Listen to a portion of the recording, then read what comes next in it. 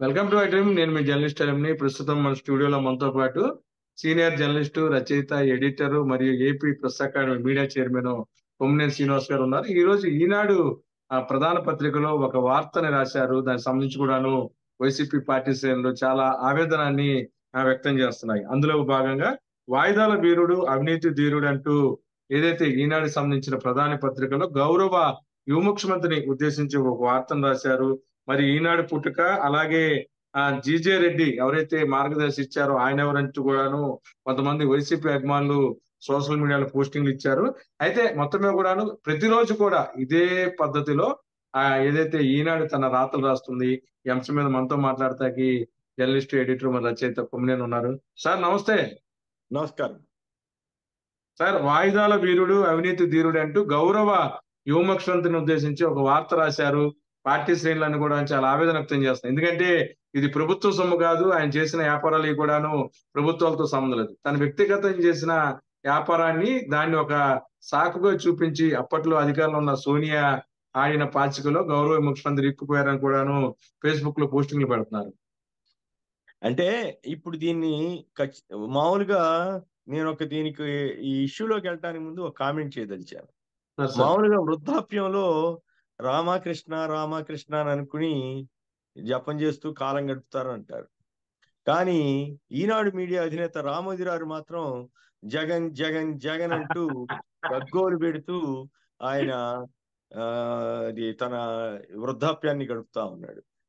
పగ, ద్వేషం, కసి, కక్ష ఈ వయసులో ఉండకూడదు మామూలుగా అయితే. కానీ బహుశా మతి చాంచల్యమో లేక సహజంగానే ఆ వయసు వాళ్ళకి కాస్త మతి స్థిమితం కూడా అంతంత మాత్రంగానే ఉంటదని అంటారు. 90 ఏళ్ల వయసు, దాదాపు 88 నుంచి 90 లోపు ఉంటది కదా. ఆ వయసు వాళ్ళకి కొంచెం తేడా ఉంటది అంటారు. బహుశా ఇప్పుడు రామోజీరావు గారు ఆ తేడాతోటి ఏమైనా బాధపడుతున్నారో, లేక ఆయనకి ఎట్లాగో సరిగా మతి పని చేయట్లేదని ఆయన కింద ఉన్న వాళ్ళు ఎవరైనా ఇష్టారాజ్యంగా చంద్రబాబు గారి తరఫున చెలరేగిపోతున్నారో నాకు తెలియదు. కానీ బట్ రామోజీరావు గారు ఒకప్పుడు ఇంత చెత్తగా రాయించారని నేను అనుకోను. కుట్రలు చేసి ఉండొచ్చు, జగన్ గారి కేసుల్లో కావాలని తప్పుడు వార్తలు రాయించి ఉండొచ్చు, అవన్నీ చేసి ఉండొచ్చు. కానీ బట్ ఇప్పుడు వాటన్నిటిని మించిపోయి నానా చెత్తంతా రాస్తున్నారు. ఆయన కేసుల్లో విచారణ వాయిదా పడిందంటే దానికి ఎవరిని తప్పట్టాలి? కోర్టును తప్పడుతున్నావా నువ్వు?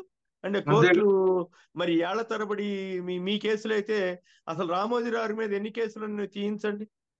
బహుశా ఆయన పేపర్ పెట్టినప్పటి నుంచి కానీ అంత ముందు కానీ ఇప్పుడు ఎన్నన్నా కానీ దాదాపు బహుశా నేను అనుకోవటం 150 నుంచి 200 మంది కేసులు వేసి ఉంటారు, డిఫమేషన్స్ వేసి ఉంటారు. ఇవన్నీ జరుగుతూ ఉంటాయి. అవన్నీ ఎన్ని ఏళ్ళు పడుతుంది? ఎంతమంది గతంలో ఆయన కూడా వాయిదాలకు వచ్చేవాడు కదా. మేమే తీసుకెళ్లేవాళ్ళం కదా. ఎంతమందిని బెదిరించారు? ఎందుకు అంతాకెందుకు? ఇందాక మీరు ఒక ఇంట్రెస్టింగ్ ఇది పెట్టారు కదా, ఈనాడు బిల్డింగ్ పడమట్లంకల బిల్డింగ్ది ఎన్నేళ్లు ఆ ఓనర్ పోరాడాల్సి వచ్చింది. మరి నువ్వు సుప్రీంకోర్టు దాకా ఎందుకు తీసుకెళ్ళావు కేసుని? మరి ఎన్ని వందల వాయిదాలు, వేల వాయిదాలు తీసుకుని ఉంటావు? విశాఖపట్నంలో ఆ స్థలం, ఆ రాజుగారి స్థలం, ఆ స్థలం ఆక్రమించిన స్థలం తందేనని పరిహారం తీసుకున్నటువంటి నేపథ్యం ఇది. ఆ తర్వాత ఆ స్థలాన్ని ఖాళీ చేయడానికి ఎన్ని కోర్టుల చుట్టూ ఎన్ని తిప్పులు పెట్టావు, ఎన్ని విచారణలకు వాయిదాలకు వెళ్ళావు, చివరి క్రిమినల్ కేసులు సైతం. ఆ రకంగా కేవలం జ్యుడిషియరీలో తనకు పరపతి ఉంది, తాను ఎవరినైనా సరే మోసం చేయొచ్చు, లేకపోతే ఇంకోటి చేయొచ్చు అనే ఒక ధీమాతోటి చేస్తున్న అరాచకం తప్ప ఇంకొకటి కాదు. ఎవరండి ఈయన సర్టిఫై చేయడానికి? సిబిఐ వాళ్ళు మొత్తం పక్క ఆధారాలతోటి ఇచ్చేశారట. పారిశ్రామికవేత్తలు పెట్టుబడులు పెడితే వాడు ఎవడన్నా ఒక్క పారిశ్రామికవేత్త అన్నా జగన్ గారి కంపెనీల్లో నేను పెట్టుబడి తప్పు ఇట్లా పెట్టానని ఎవడన్నా సాక్ష్యం ఇచ్చాడా? ఈ దిక్కుమాలిన వాళ్ళు ఇట్లా పిచ్చిరాతలు రాస్తున్నారు. కానీ వాళ్ళ అంటే ప్రభుత్వం ఎవరికైనా ఇండస్ట్రియలిస్టులకి రాయితీలు ఇస్తే అది వేరే కారణంతోటేనా? అంటే ఇండస్ట్రీ పెడుతున్న వాడికి, ఇండియా సిమెంట్స్ వాళ్ళకి నీళ్లు ఇస్తే జగన్ కంపెనీలో పెట్టుబడి పెట్టడానికి ఇచ్చారంటావా? ఏం అర్థం ఏమైనా ఉందా? నీళ్లు లేకుండా సిమెంట్ ఫ్యాక్టరీ ఎట్లా రన్ అవుతుంది? ఇట్లాంటి పిచ్చి ఆధారాలన్నీ సిబిఐ చూపుతా ఉంటే అవి పక్కా ఆధారాలుగా రామోజీరావు కనపడింది.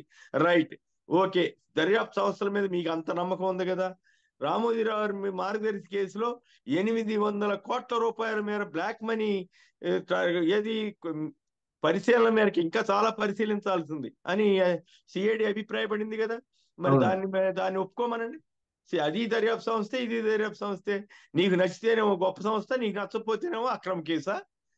మరి అది జగన్ గారి మీద కేసు కరెక్ట్ అయితే నీ మీద కూడా కేసు కరెక్ట్ అని ఒప్పుకో. మరి అసలు ఏం అర్థం పర్థం లేక ఓకే ఆ కేసు నడుస్తా ఉంది, కోర్టులో ఉంది. ఈయనకేంటంట తీపి, ఈయనకేంటంట తేట, కడుపులో నొప్పి, అన్ని నొప్పులు ఎలక్షన్ ముందే వస్తాయి. ఇష్టారాజ్యంగా 4 ఏళ్లుగా ఇదే పని చేస్తున్నాడు, 4.5 ఏళ్లుగా. ఇప్పుడు ఇక రెచ్చిపోయి విజృంభించి ఇక మనిషి రాక్షసుడిగా ఎలా మారుతారో అది రామోజీరావు గారిని చూస్తే అర్థమవుతుంది. మనిషిలో వికృత స్వభావం, వికృతమైనటువంటి స్వరూపం ఎట్లా బయటకు వస్తుందనటానికి ఇవాళ ఈనాడు వార్త చదివితే అర్థమైపోతుంది. చాలా దుర్మార్గం. నాకు రామోజీరావు అంటే చాలా గౌరవం ఉండేది. ఆ గౌరవాన్ని రోజుకి పతనావస్థ తీసుకెళ్తున్నారు. ఆయన కుమారుడు కిరణ్ ఏం చేస్తున్నాడు, ఆయన చేతిలో ఉందో లేదో తెలియదు, ఆయన సంబంధం ఉందో లేదో తెలియదు. చివరికి ఆయన పావుగా మిగిలిపోతాడు. కిందాళ్ళు చేస్తున్నారా, ఏం చేస్తున్నారు? ఎవడైనా బుద్ధి జ్ఞానం ఉన్నవాడు ఇట్లాంటి వార్తలు రాస్తారండి? మరి అట్లా దమ్ముంటే రాయమనండి. రేవంత్ రెడ్డి గారు తెలంగాణ ముఖ్యమంత్రి కదా, ఆయన మీద ఎన్ని కేసులు ఉన్నాయి, ఎన్ని కేసులు వాయిదాలు పడుతున్నాయి? ఓటుకు నోటు కేసు ఎప్పుడుది? ఎన్ని వాయిదాలు పడి ఉంటుంది ఇప్పటికీ?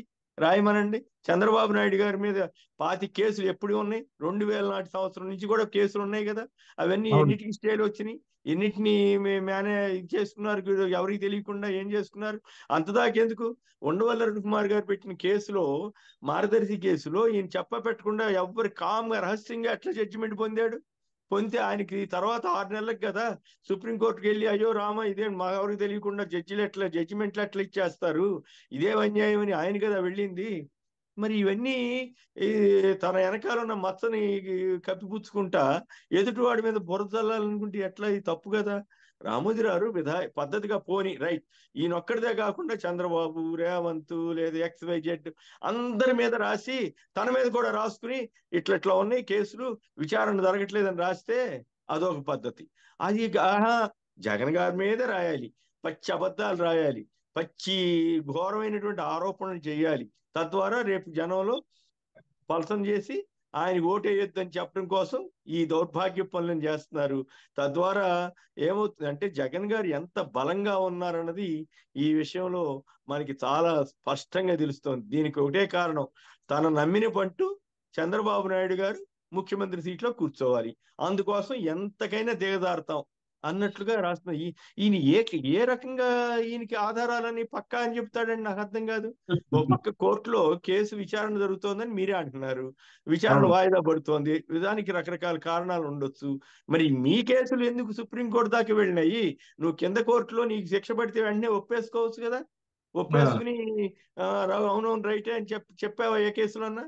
ఎన్నిసార్లు అసలు ఎందుకు ఈయనకి పొరపాటున స్థలం అద్దెకి మీరే చెప్పారు కదా, స్థలం లీజుకి ఇస్తే చచ్చాడు ఆయన వాడు, నానా పాటలు పడాల్సిందే. ఆయన దాంట్లోంచి ఖాళీ చేయించలేక నానా పాటలు పడ్డటువంటి సందర్భం ఈ కళ్ళెదురుగానే కనపడతా ఉంది. ఇప్పుడు ఈయన జనానికి నీతులు చెప్పటం ఎంత నీచమైంది. చీచీ. నాకైతే పొద్దున్నే ఈనాడు పేపర్ చూడటం అంటే ఏదో పాపం చేసుకున్నట్లుగా అనిపిస్తుంది తప్పితే అంత చీదరగా తయారైంది. దురదృష్టం.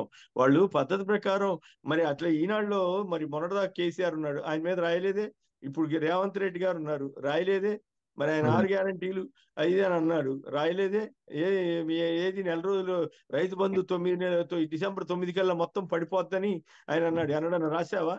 ఫార్మాసిటీ రద్దు చేస్తానని చెప్పేసరికి చెప్తే ఇంకేముంది పెట్టుబడులన్నీ పోతున్నాయి అని అన్నాడని రాశారా? ఇదే ఈనాడు కానీ ఆంధ్రజ్యోతి కానీ ఎక్కడ రాశారా?